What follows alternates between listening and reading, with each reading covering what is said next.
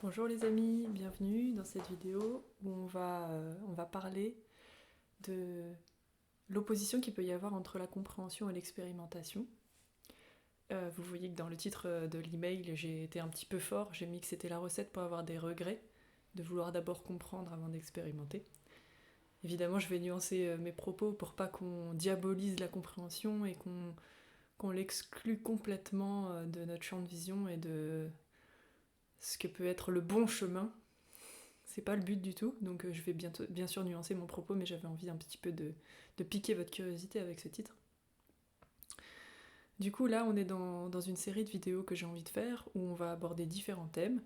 Aujourd'hui, je commence par la compréhension face à l'expérimentation, tout simplement parce que c'est ce que j'ai envie aussi de transmettre à travers les vidéos, et que ça va peut-être aider à ce que vous puissiez visionner les vidéos plutôt en expérimentant, ce que vous ressentez, ce que vous percevez, ce que ça touche en vous, avant d'essayer de comprendre ce que je dis. Parce qu'au final, ce que je dis, je le dis là, et puis peut-être demain je dirai autre chose.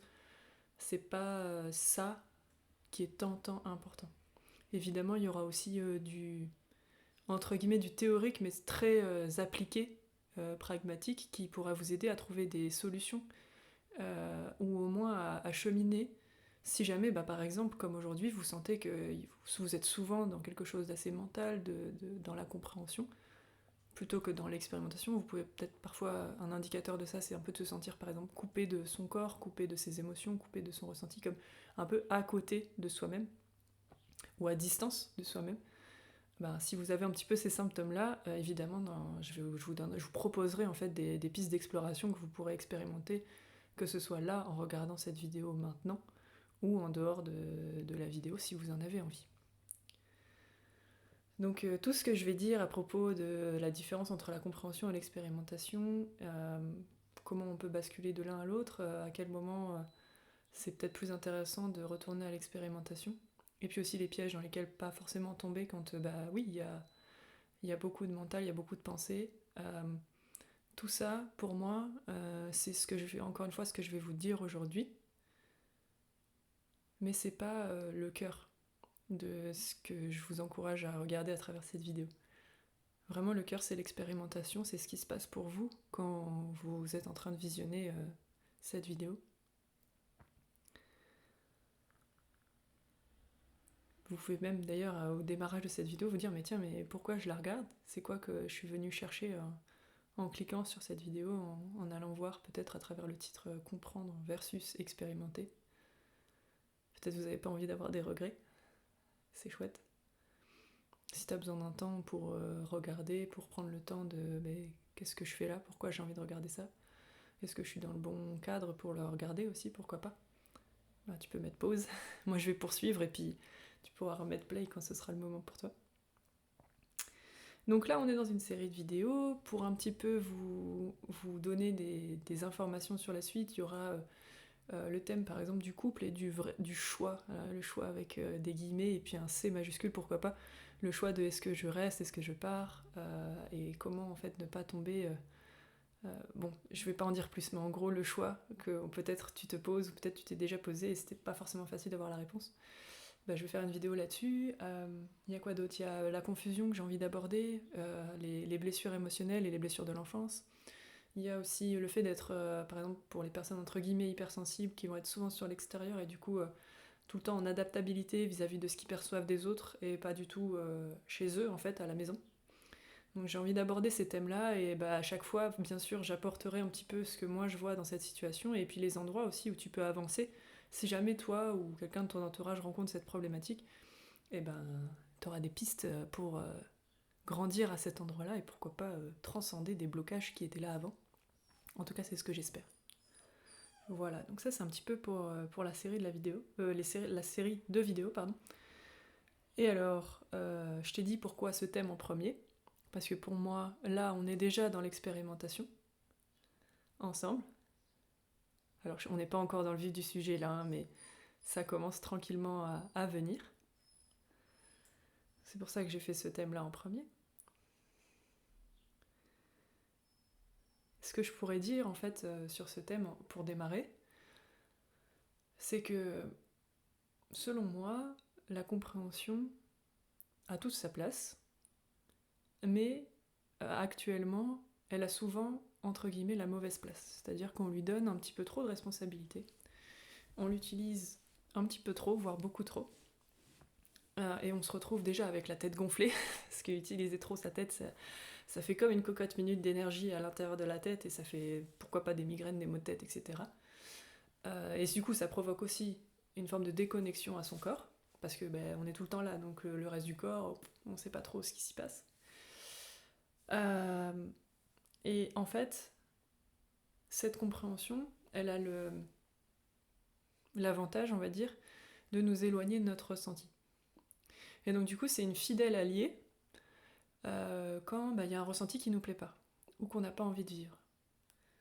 Quand il y a quelque chose de trop intense, quand il y a quelque chose de trop dérangeant, qui devrait pas être là, etc., le fait de partir dans de la rationalisation, du jugement, de la justification de pourquoi les choses sont là et pourquoi il y a ce ressenti-là, ça nous permet de nous éloigner du ressenti, de qu'est-ce qui se passe là, maintenant.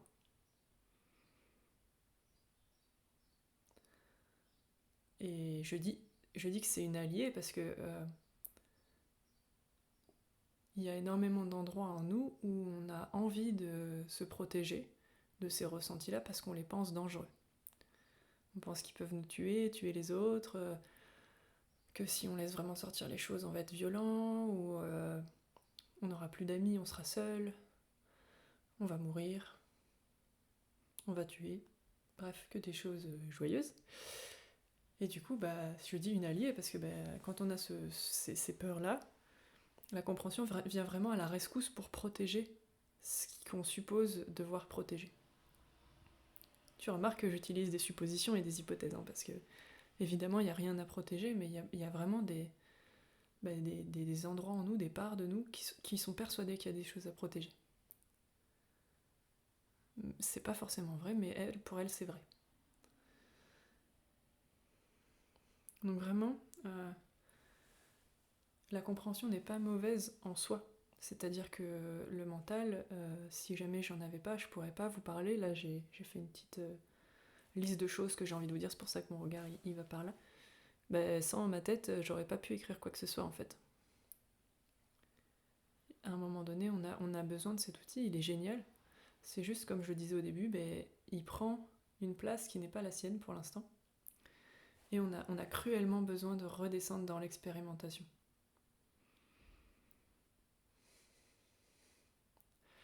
Parce qu'au final, c'est dans l'expérimentation qu'il y a, entre guillemets, le vrai. C'est-à-dire le miel, le vivant, qu'on ne retrouve pas quand on n'est que dans la compréhension. C'est vraiment en plongeant dans l'expérimentation du moment. Et ça, c'est pas forcément demain ou l'année prochaine, hein, c'est maintenant, si tu le désires.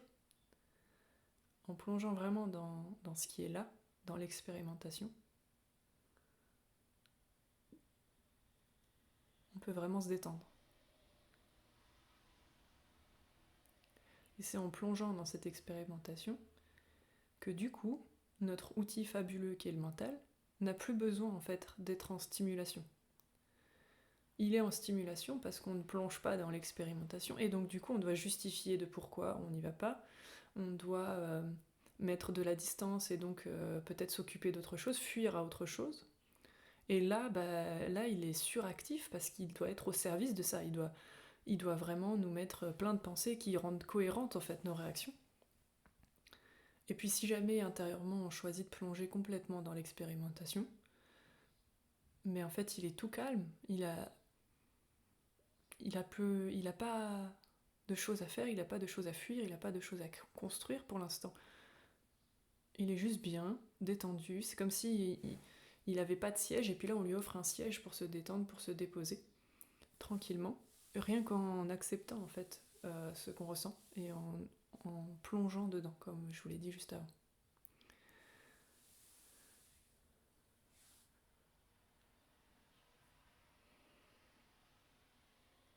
Et c'est vraiment pas obligé que ce soit demain ou après-demain qu'on plonge dans ce qu'on ressent, c'est tout le temps accessible. Donc ça l'est maintenant. Maintenant aussi. Puis maintenant aussi.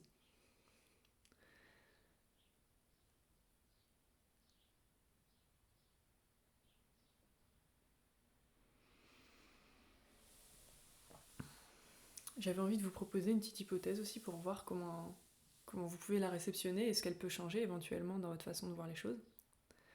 Imaginons que c'est pour fuir le mystère qu'on essaye de tout comprendre, de tout rationaliser, de tout juger bien ou mal, noir ou blanc, bon ou mauvais. Imaginons que c'est simplement pour fuir le mystère de ce qu'on est, parce qu'on n'y comprend tellement rien en vrai.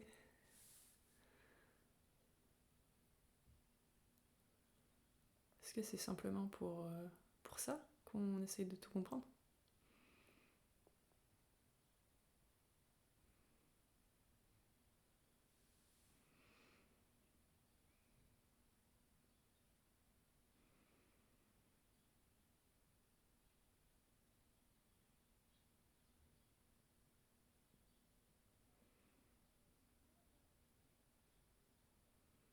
Et si c'est le cas, est-ce que c'est nécessaire là dans l'instant ? Ou est-ce que tu te sens suffisamment bien pour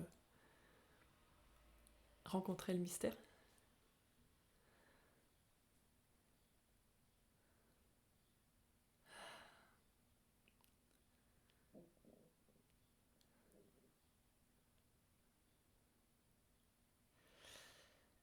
Allez, un petit peu de théorie sur ce dont on parle. Du coup, pour parler très concrètement, la façon dont moi je perçois ce qui peut se passer et ce qui fait que la compréhension s'installe plutôt que l'expérimentation, en majorité des cas, c'est qu'il y a un ressenti, il y a quelque chose, il y a une émotion forte, une sensation, une intensité, ou rien, un vide. Il y a quelque chose qui est là. Et en fait, comme ça va être perçu comme quelque chose qui peut être potentiellement dangereux pour soi, pour les autres, pour peu importe, ou pour le personnage, ou pour le personnage qu'on croit être, c'est-à-dire bah, j'ai toujours fait comme ça, et là je sens que j'ai toujours mangé une glace au chocolat, ça fait 10 ans que toutes les semaines je vais manger une glace au chocolat, et là aujourd'hui j'ai envie d'une glace à la fraise, et ça me fait trop peur, du coup bah non, je fais semblant que j'ai encore envie d'une glace au chocolat, et là à ce moment-là en fait il va y avoir l'élan d'une glace à la fraise, hop, et quelque chose qui va dire bah non attention danger, et du coup alors on va mettre du jugement, on va envoyer un petit peu de rationalisation, c'est-à-dire bah non c'est pas normal, ça fait 10 ans que tu fais ça, du coup tu as encore envie d'une glace au chocolat, tu te racontes des conneries à propos de la glace à la fraise, mais c'est pas vrai, ça fait 10 ans donc c'est pas possible, ou c'est pas bien, la glace à la fraise c'est moins bien que la glace au chocolat, donc cet élan là il est pas valable alors que l'élan pour une glace au chocolat il était beaucoup mieux, moi je veux retrouver l'élan pour la glace au chocolat, et tant que je l'ai pas je fais la gueule et je mange plus de glace parce que ça me saoule. Il peut y avoir ça, ou même tu vas parfois accepter l'élan, c'est-à-dire ah bah ok, bon bah j'ai envie d'une glace à la fraise, et puis tu vas essayer quand même de le justifier un petit peu, bah oui bah ça fait 10 ans, donc peut-être je me lasse, et puis du coup le chocolat ça a plus le même goût, et blablabla, et blablabla. Et du coup ça reste pareil en fait. Donc il y a déjà le côté positif de suivre l'élan, qui peut faire du bien, et ça fait du bien d'avoir envie de quelque chose, et puis d'y aller, et de réussir à matérialiser quelque chose qu'on a envie, c'est génial. Mais vraiment, il y a pas besoin de justifier son élan, il n'y a pas besoin de se dire mais ah mais pourquoi ci, pourquoi ça. Ça peut être beaucoup plus simple que ça. Et là je parle d'un exemple lambda, glace à la fraise et glace au chocolat, ça va, il n'y a pas trop d'enjeux, ou en tout cas on peut espérer qu'il n'y en ait pas trop. Mais évidemment il y a des situations où c'est plus tendu à l'intérieur, c'est plus crispé, il y a plus d'apparence d'enjeu. Par exemple, on parlait du couple au début, quand je dois choisir un partenaire, une partenaire, ou arrêter ou continuer une relation, les enjeux ils peuvent être plus perçus comme plus tendus. Et donc là, bah, évidemment, tout de suite ça va faire très très peur, donc on va avoir peut-être un ressenti, une information, une évidence, une émotion, une tension. Et tout de suite, on va mettre des couches, comme je viens de le dire, de jugement, de rationalisation, de justification, etc., etc., qui vont mettre une distance totale avec ce qu'on ressent et qui est beaucoup plus simple que ça. Si on va plus loin, au moment où j'arrive chez le glacier et que j'ai l'élan d'une glace à la fraise, je peux même aller jusqu'à juste respirer l'élan qui est là, avant de le corréler avec j'ai envie d'une glace à la fraise, ce qui est concret, qui est très bien, hein, et on va pas enlever le concret, on est là pour jouer concrètement, on n'est pas là pour s'évaporer. Euh, mais on peut vraiment, avant de devoir le réaliser pour être heureux, donc avant de devoir prendre cette glace à la fraise, la mâcher, profiter du moment et de ce goût qu'on a dans la bouche, on peut d'abord respirer l'élan. Donc c'est-à-dire j'ai l'élan d'une glace à la fraise, bah, c'est quoi l'élan? C'est quoi le sentiment que j'ai? C'est quoi la sensation que j'ai? Et est-ce que je peux me baigner dedans? Bon, ça, c'est un bon challenge à relever, de pouvoir décorréler en fait du concret et revenir vraiment au ressenti avant toute matérialisation. Ce qui, encore une fois, ne veut pas dire que tu peux pas manger ta glace à la fraise après. C'est juste, tu peux vraiment encore goûter euh, à cet élan, à cette envie qui est là et qui est nouveau. Et peut-être ça palpite dans le ventre parce que t'as jamais mangé de glace à la fraise, donc il y a de l'inconnu et tout ça. Et on peut encore revenir un petit étage en dessous. Donc, en gros, voilà, c'est simple. Il y a un ressenti et tout de suite, on va coller des choses qui vont faire, en fait, si je te le schématise un petit peu, il y a ton ressenti qui est là et tout ce que tu vas rajouter va faire que tu vas t'éloigner de ton ressenti, de ce qui est là pour toi. Et si tu t'éloignes évidemment de ce qui est là pour toi, bah, tu t'éloignes de toi tout simplement. C'est ce qui va faire que, bah, comme je te le disais au début, tu vas parfois te sentir à côté de toi-même ou pas en connexion avec ton corps, avec ce que tu ressens, avec ce que tu veux, parce que bah, y a des couches, on va dire, des épaisseurs qui ont mis de la distance avec ton intime en fait. Voilà.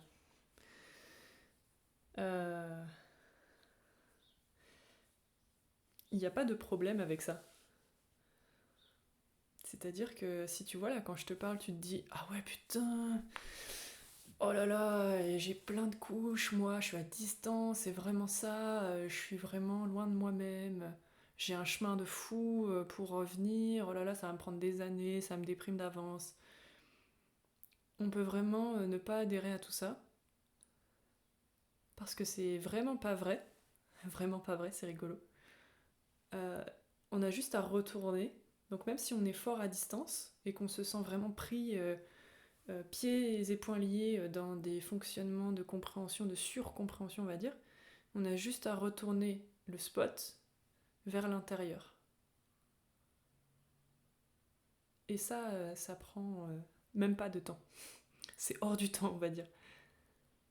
Donc, alors oui, tu peux peut-être parfois te sentir complètement débordé par des situations qui sont challengeantes pour toi. Je minimise pas ça.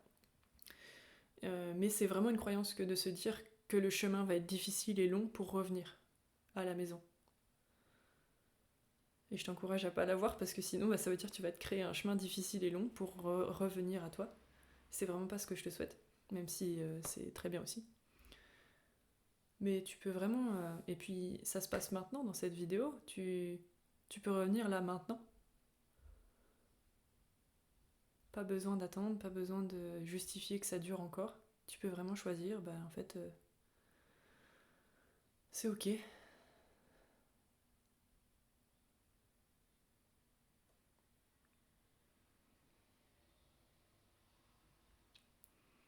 Et tant que tu es en guerre avec ce qui t'éloigne de toi,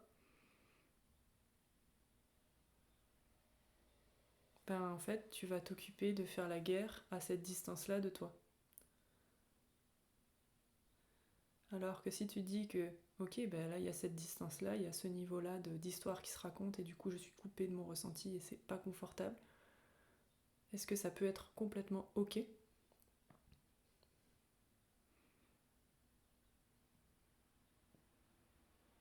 Hmm.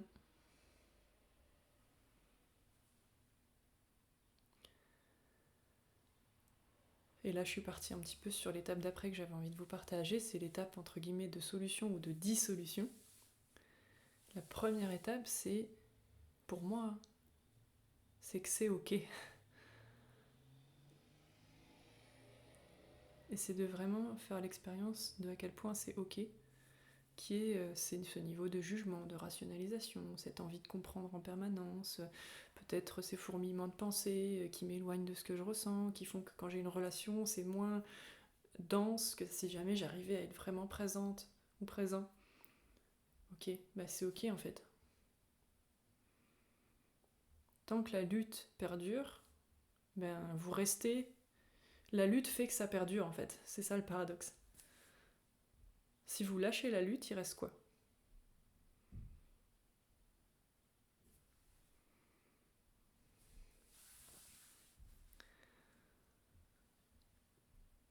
Donc ça pour moi c'est une première vraiment une première branche de solution, de dissolution de la distance qu'on peut avoir avec soi, c'est ben ok. Ce qui est et c'est ok. Mais profondément, pas un c'est ok, oui, bah c'est ok mais c'est chiant. C'est ok mais ce serait bien que ça s'en aille. C'est ok là mais bon, si ça reste encore plus de 3 minutes 30, je pète un câble. Il faut vraiment un c'est ok qui ne soit pas temporaire, qui ne soit pas ni temporel non plus, c'est-à-dire c'est un c'est ok là, ah.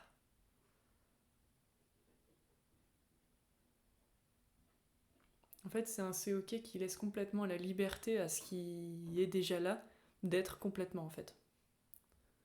C'est un c'est ok qui ne résiste plus contre quelque chose ou qui ne veut plus que ça se passe d'une manière et pas d'une autre, qui est plus inclusif en fait. Donc ça revient vraiment à ce que je vous disais au début, c'est-à-dire la compréhension n'est pas du tout mauvaise en soi et ce qui nous éloigne de nous-mêmes, c'est pas du tout mauvais en soi, c'est là pour nous protéger à certains endroits. On a le droit d'en avoir marre. Et si on en a marre, bah, c'est complètement ok aussi. Mais si on continue de taper dessus, on continue de faire perdurer les choses.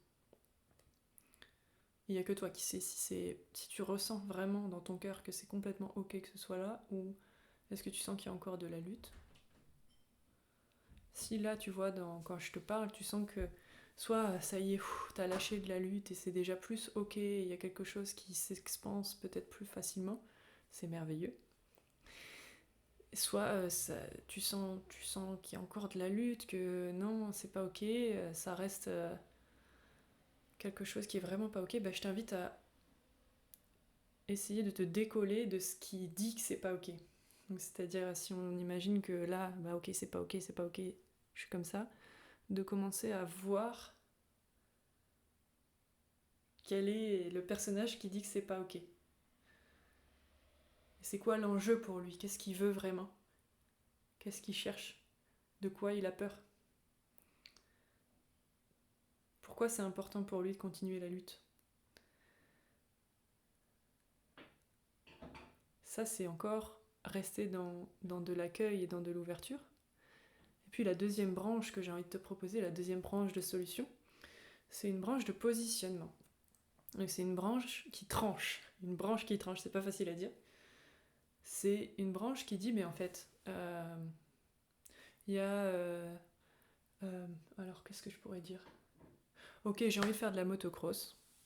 Je déteste la motocross. J'ai envie de faire de la motocross. Et puis, bon, voilà. J'ai toujours détesté la motocross, je vois pas pourquoi j'en ferais. Et puis j'avais un ancien copain, il était con, il faisait de la motocross, donc la motocross ça doit être pour les cons, et blablabla, et blablabla. Donc moi je sens cet élan naturel de faire de la motocross. Et puis derrière, tu vois, il y a tout ce qui se raconte, donc exactement ce qu'on s'est dit au début, c'est-à-dire qu'il y a un élan naturel, il y a quelque chose qui est là, et il y a de la distance qui est mise grâce à plein d'arguments très cohérents et qu'on a envie de croire, mais qui sont faux dans l'instant, complètement faux. Bah, si j'arrive à voir que ces arguments ils sont faux et que en fait voilà, ça fait partie de mes résistances et de ce qui protège quelque chose qui n'a pas besoin d'être protégé, donc je n'y adhère pas du tout. Je laisse ça être sans lutte, sans violence, mais je tranche. Mais en fait, je vais aller faire de la motocross. Donc c'est un repositionnement, comme un choix qui se repose, comme si tu... Moi, la sensation que ça me fait, c'est comme si tu ressautais dans ton pantalon, dans ton propre pantalon, pour encore mieux t'habiller, t'asseoir en toi et dire, en fait, c'est ça que j'ai envie. Donc il peut y avoir le niveau de résistance en face qui est hyper gros, mais en fait, je choisis que c'est ça que je veux la motocross. Je veux faire de la motocross.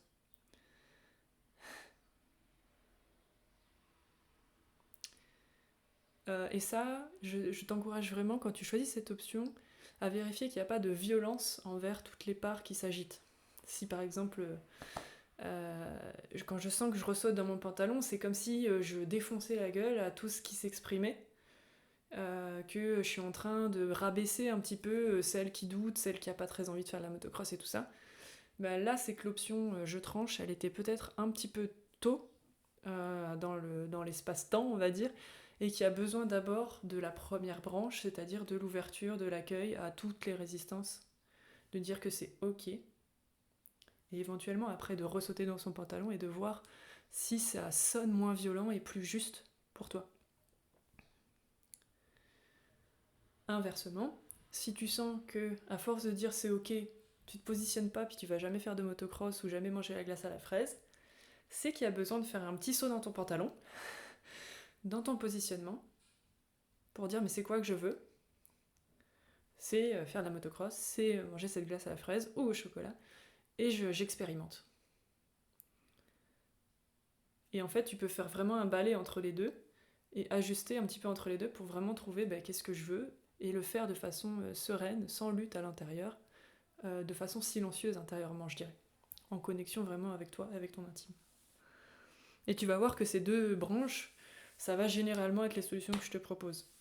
Parce que pour moi, avec ces deux axes, si c'est un vrai c'est ok, et si c'est un vrai saut dans le pantalon, il n'y a pas grand-chose qui va pas aller dans ton sens, entre guillemets. C'est-à-dire qu'il n'y a pas grand-chose qui va bloquer. Évidemment, parfois c'est difficile de dire c'est ok. On n'a vraiment pas envie d'accueillir un truc, il nous saoule et on a envie qu'il dégage. Et donc ça peut mettre du temps de réussir vraiment à l'inclure complètement dans son cœur.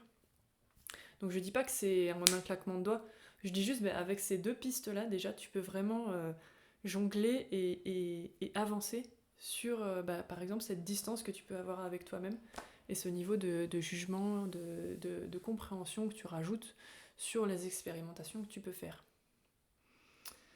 Donc voilà, moi c'est un petit peu comme ça que j'avais envie d'aborder ce thème. Du coup, je t'encourage peut-être à regarder, tiens, mais là ça fait presque une demi-heure que je suis en train de regarder cette vidéo, déjà merci. Et qu'est-ce que j'ai expérimenté là pendant cette demi-heure et qu'est-ce que j'expérimente là maintenant? Qu'est-ce qui s'est passé pour moi? Et c'est quoi les élans éventuellement qui émergent de ce visionnage, de ce moment que tu as passé avec moi? Et si tu as envie de me les partager, je suis carrément preneuse, tu les partages où tu veux, en commentaire ou en réponse d'email. Je suis très curieuse. Ben voilà, écoute, la prochaine vidéo, je sais pas sur quel thème ce sera encore, ce sera la surprise. Si tu as envie de te lancer pour travailler avec moi, il y a le moment gratuit qui va arriver dans les 10-15 prochains jours. Donc c'est un moment d'une petite heure où les personnes qui ont envie de venir, elles viennent et puis j'accompagne sur les questions avec lesquelles vous arrivez ou les sujets avec lesquels vous arrivez. Et puis il y a tout un panel d'offres, donc en présentiel, en visio, en groupe, en individuel, qui sont à la fin de l'email que je t'ai envoyé. Donc tu as juste à y retourner puis tu auras toutes les informations.